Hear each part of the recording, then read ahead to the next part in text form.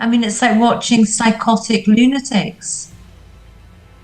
You know, you just look at these people just in terms of how they look, how they behave. I watched a documentary the other night called Complicit by Al Jazeera Investigates. Complicit, yeah. And it was all about the way in which so-called charities are used to funnel donations into the illegal Israeli settlements, and how people can use various charities in order to get money through, which is of course completely illegal.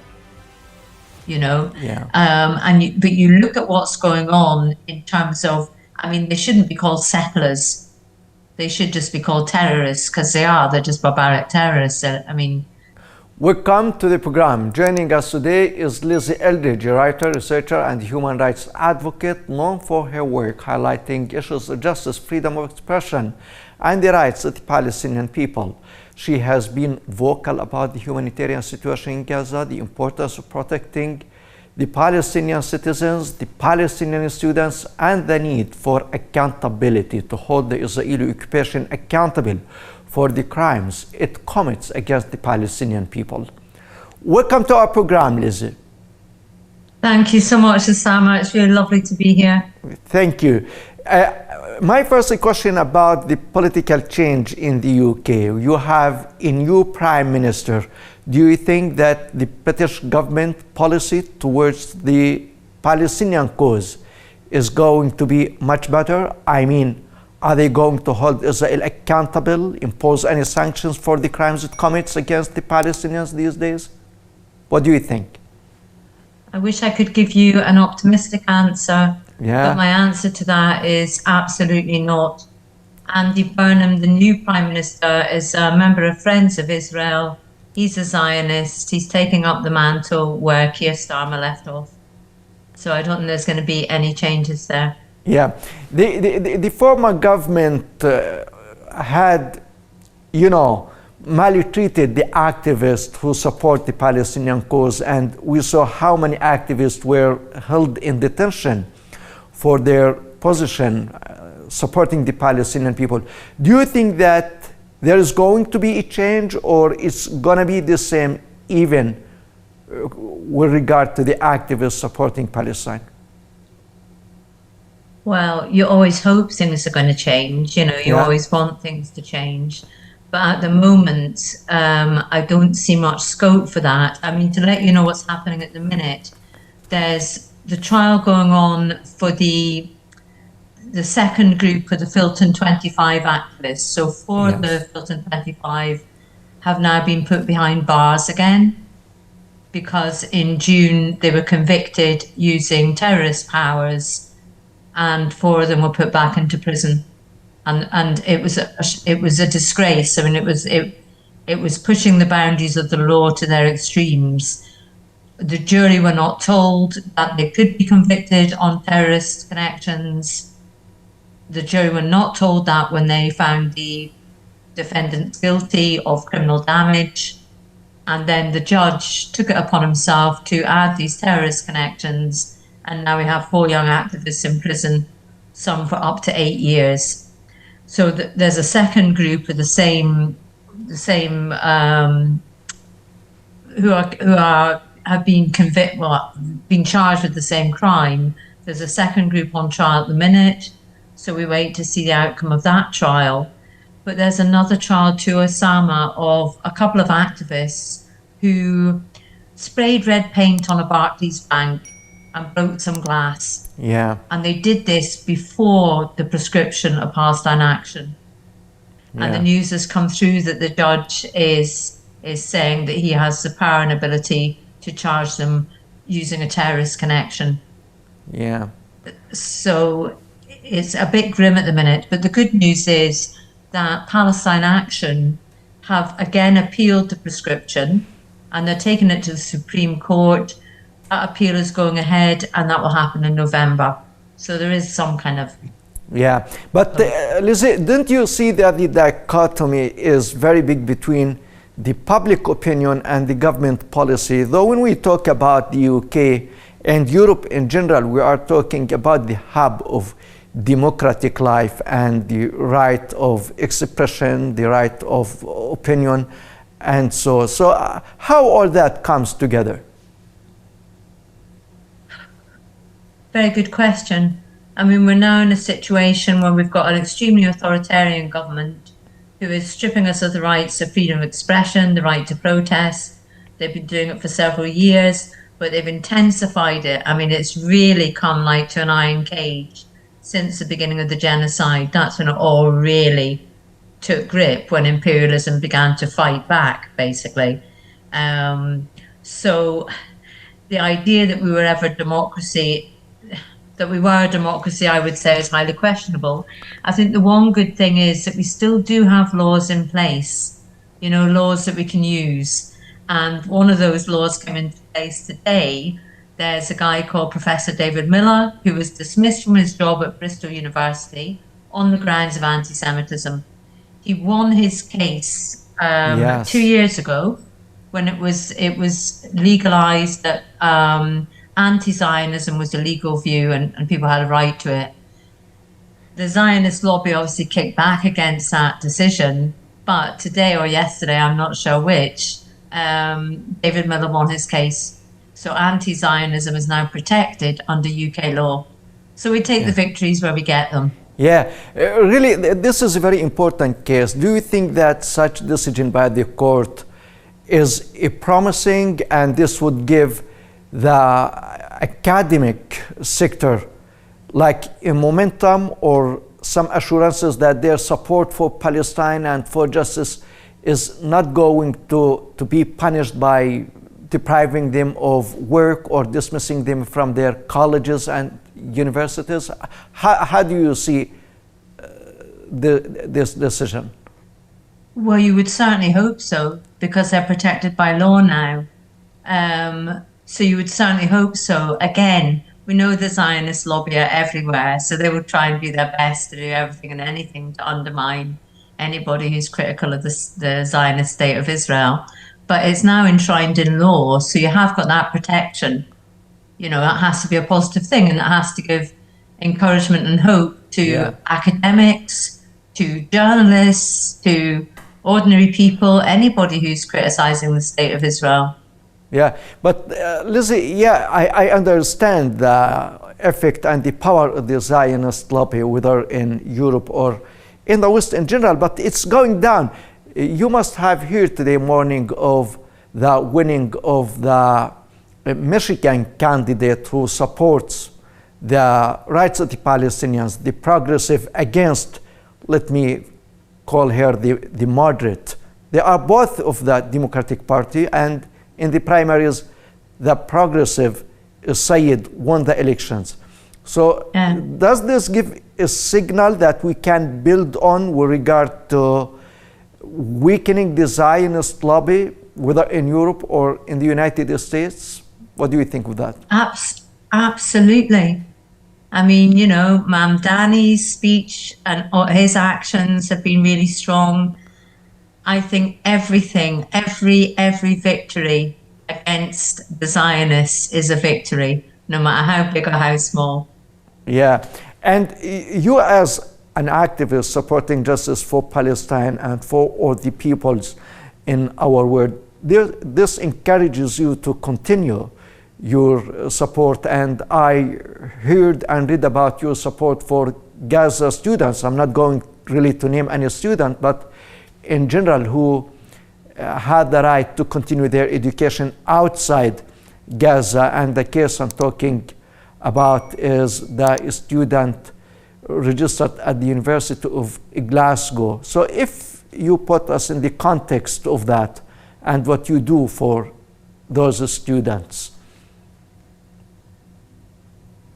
Well, I'm basically supporting one particular student, a young guy called Mohammed, who has lived through 3 years of genocide. He's lived through loss, he's lived through displacement, he's lived through hunger, he's lived through trauma. And despite all that, he continued his studies and he came top of his class. And he's also just finished his first year in engineering. at the Islamic University of Gaza, which of course has been almost destroyed by the Israeli military. So he's achieved miraculous things under the most terrible circumstances ever. He, like many other students in Gaza, there's over 200 Gazan students who've been given unconditional offers to universities. And Mohammed is one of these, and he happens to have been given an unconditional offer to the University of Glasgow, which is where I studied, it's my city. And I am doing everything I possibly can to ensure that he is able to take up this offer. Because without any funding, because he hasn't got a scholarship, he hasn't got any financial means of coming, of course he hasn't. So just trying to push at every door possible to persuade Glasgow University and, more importantly, the Scottish Government, because we had an election earlier this year in May. Yes. And the Scottish National Party, who are now in power in Scotland, promised, to support scholarships for Gazan students. So it's about holding them accountable and making sure that they make that promise come true. Otherwise, you're leaving people to die, to possible death in Gaza when they have earned a place at university. So you're just hoping. The Scottish Green Party, or one of them anyway, one of the MSPs, Holly Bruce, is supporting Mohammed's campaign. There's celebrities who have begun a celebrity auction, including well-known actor Juliet Stevenson, the sports person Gary Lineker, who's been outspoken in his support for Palestine. So they're organising a celebrity auction to raise money for all the students, to try and bring them here to safety. Yeah, and Lizzie, as you mentioned that most of the universities in Gaza and the schools were demolished by the Israeli occupation military, and the students there are deprived of exercising their right to education and to have the future ahead of them. So people like you, when you act this way and you show your support for humanity through your support for the student Muhammad, how this gives them a path to restore and retrieve hope for the future? Well, as you say, education is a fundamental human right. With somebody like Mohammed and all the students who've got university places under such incredibly difficult circumstances, it is their hope. It is their hope to actually have a future. And with Mohammed, he's been accepted to study artificial intelligence, and he stated very clearly that he wants to use his knowledge so that he can put it to good use in conflict zones, obviously in Palestine, but in places all over the world. So the kind of knowledge and brilliance and passion and integrity that students like Mohammed bring deserves to have a chance to develop and flourish. Yeah, and Lizzie, as we are talking about the students of Gaza, let's also talk about the humanitarian situation there. And I know that you are very much interested in the Palestinian cause and the situation of the Palestinian people. And you must have watched yesterday the mass funeral of 112 bodies of the same clan recovered from under the rubble. While you were watching that, how were you feeling as a human being and as an author? Several things. I mean, obviously, deep sadness, because to see so many coffins and draped in the Palestinian flag, and with the photos of the people who had been murdered on top, you can't really take that in. I mean, it's 112 people. What struck me was the fact that even in the middle of this genocide, the Palestinian people are burying these 112 people. They're burying them, they're doing it with honor, with dignity, with the respect that the dead people deserve. So that was quite remarkable to see as well, Osama. Yeah, You know, it's yeah, this sheer scale of the horror, the fact these bodies have been under the rubble for so long yeah, yeah, as well. And yet the time had been taken to recover the bodies and to give them a dignified burial. yeah. And of course, many people in Gaza who were interviewed about this massive funeral, many of them said that it's okay that they know the grave of their children, but tens of thousands of other Palestinian families are still looking for the bodies of their children and their beloved ones. And of course, this gave the world the true image of the Israeli occupation entity now and Zionism. So do you think that would be instilled in the minds of the people around the world that this is Israel? Israel kills children, women, and to prevent the families from burying them? I wish I could say that yes, it would, but you probably know that the Western media gave very little, if any, coverage to what was the biggest funeral in Palestinian history. I did see on Channel 4 last night, which is kind of the least bad of the kind of mainstream media that we have in the UK, that they did cover it. They did give coverage to the funeral. But I'm not sure that outlets like the BBC would have given much time, if any, to it. So the other problem is people in my country, anywhere in the UK, actually knowing that it happened. This is always the problem about what news gets through to people in terms of what news they're consuming, what news programs they're watching. If they're watching the BBC, they're going to get a very limited view of what's going on, and they're going to see it through the lens of Israel. Yeah, but I think today, because of the spread of social media platforms and all people's ability to have access to these platforms, so it doesn't matter whether the traditional media, the mainstream media, focuses on that or not. People have access to that. And let me ask you, Liz, about how you feel about the Israeli settlers committing crimes and attacks against the Palestinian families in the farming and in the shepherd communities in particular these days. You know, people have the idea in many parts of the world that those Israelis are coming mostly from Europe and from the West, and they have the white complexion, they have the civilization and all that.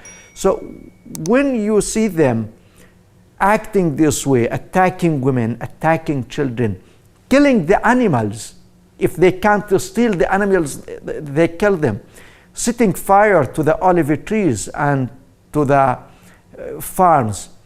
So how you conceive that? They're absolutely barbaric. I mean, it's like watching psychotic lunatics. You know, you just look at these people, just in terms of how they look, how they behave. I watched a documentary the other night called Complicit by Al Jazeera Investigates. Complicit, yeah. And it was all about the way in which so-called charities are used to funnel donations into the illegal Israeli settlements, and how people can use various charities in order to get money through, which is of course completely illegal. You know, but you look at what's going on in terms of, I mean, they shouldn't be called settlers. They should just be called terrorists, because they're just barbaric terrorists. I mean, their behavior is psychotic. Yeah, and there was one guy who drove past a group of Palestinians and said, "You lose, we win again." Yeah, and you think, this is not adult. This is not adult behavior. This is not adult behavior. Yeah, this is the behavior of people who are, I don't know, not even children, because I don't think children would behave like this, or very primal children. Yeah, they're savage, they're barbarians. Yeah, and when the Israeli Prime Minister Benjamin Netanyahu was asked about these settlers' attacks against the Palestinians. He said that Israel is a state of law, and this is a limited number of Israeli youths, and they are going to be like held accountable according to the Israeli law. So how you comment on such a statement? Absolute garbage. They're being supported to the hilt by the IDF. Some of these so-called settlers, let's call them terrorists, arrive at a Palestinian village as a settler and then turn up in an IDF uniform 2 minutes later. Do you know, I mean, the IDF and the settler terrorists are one, you know, they're just working together. Ben Gvir is obviously a big supporter of them, as is Netanyahu.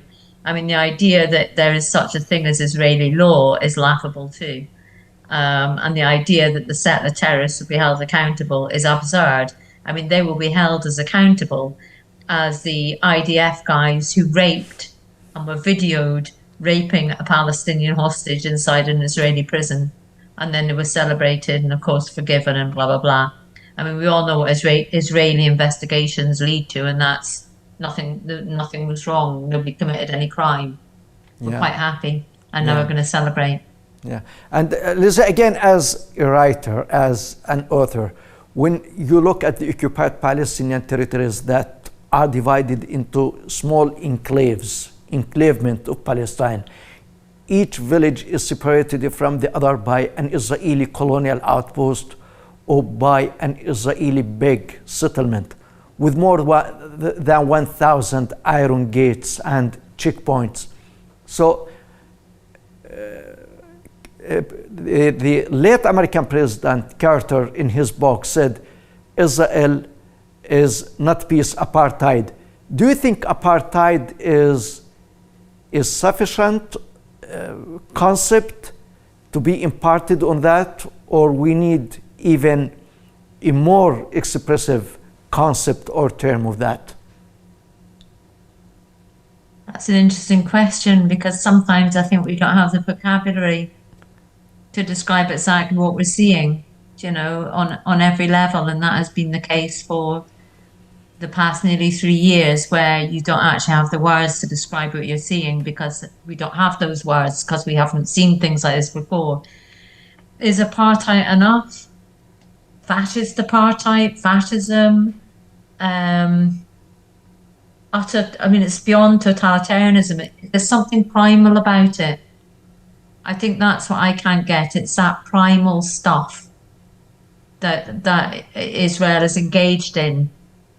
So I don't know what the vocabulary is to describe that, but it's so base, it's so barbaric, it's so beyond uncivilized. I mean, the word uncivilized doesn't come close. It's barbaric, it's savage. Yeah. Savage apartheid. I don't know how you describe it, Osama. Yeah. And Lizzie, some people think that the Israeli election is approaching. It's very close, gonna happen in October. And if the Israeli Prime Minister Benjamin Netanyahu fails the coming elections, there will be a positive change in the region. Do you buy this opinion, this story? Again, I'd love to be more optimistic, but we are talking about Israel. You know, with the majority of Israelis support the genocide, support ethnic cleansing, support the murder of the Palestinians, basically. I mean, you are dealing with an extreme society. So anybody who's put into power in that society is probably not going to be a moderate, put it that way. Yeah. And my final question to you, as a writer, again, Lizzie, you know, the whole situation is really depressive and frustrating because we are talking about genocide in Gaza, we are talking about more terrible than apartheid situation in the West Bank and Jerusalem. So if you want to give a statement of hope to the people here in Palestine, how would you pick your statement? Well, just to say there are millions and millions of people all over the world supporting you, going out into the streets, some of them going to prison for you. We are doing everything that we can, Osama. We are boycotting, we are shouting, we are pushing at the doors of our government, at the doors of the Israeli arms factories. There are millions of people all over the world. The movement is really, really strong. I'm really sorry that it's not ended the genocide. I'm really sorry that it hasn't stopped the terrorists invading the West Bank as they're doing. But we are doing everything we can, and we stand with you every single minute of the day. Lizzie Eldridge, it has been a great pleasure having you on my program. Thank you very much. Thank you. Thank you so much for having me here, Osama. You're welcome. And ladies and gentlemen, thank you very much for watching. And from you, Osama Nazal, have a nice time.